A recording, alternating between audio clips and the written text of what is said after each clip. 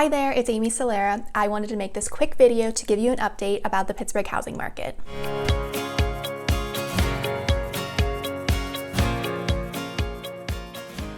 So the biggest thing to talk about is interest rates rising.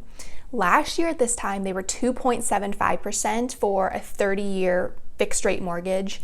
Now today, they are over 4%. Now it's no surprise that rates have been rising. The Fed has been saying that they're going to increase interest rates in order to combat inflation, and economists have been predicting that by the end of the year, rates are going to be around 4.5%.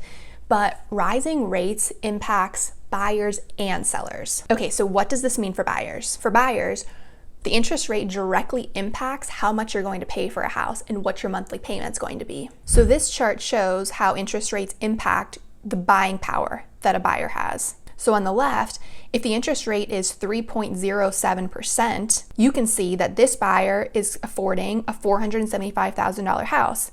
Whereas on the far right, when the interest rate is 4%, the buyer can only afford $423,000. So that's about a $50,000 difference. So for buyers, as interest rates rise and as prices rise, affordability is definitely going to become a challenge for them.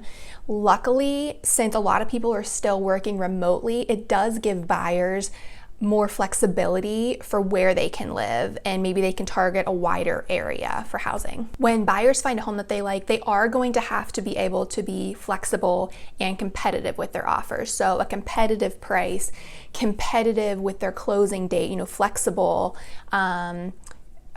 flexible with inspection repairs that they're requesting, because if a house is still well maintained and priced correctly, they are still receiving multiple offers, so the buyer's going to want to be competitive with their offer. The good news is that even though rates are climbing, they're still worth taking advantage of because they're still well below the average of each of the last 5 decades. People always ask me if I think housing prices are going to decline or if the housing market's going to crash, but everyone's predicting they don't see that happen because there's still just too much of an imbalance in the market.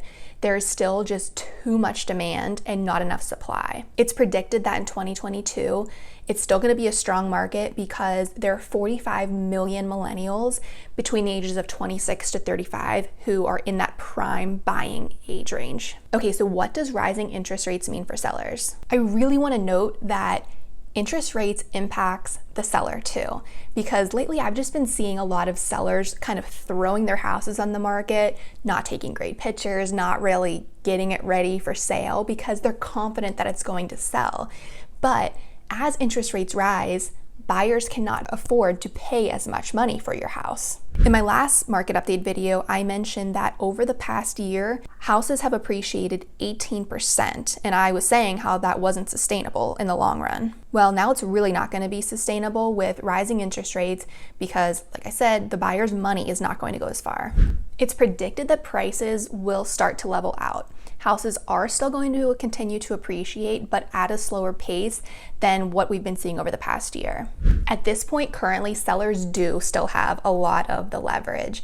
And if your house is priced well and it's well maintained, you are going to see multiple offers because there's just not enough inventory out there. Here's a graph from the National Association of Realtors. This graph is showing the month of December, and the reality is that inventory decreases every year in December. That's just how the typical season trend goes in real estate. However, what it is also showing is that this past December inventory was the lowest that it's been going back all the way to 1999. As a reference point for what the number 1.8 means, if the market is balanced between buyers and sellers, then that number should be a 6.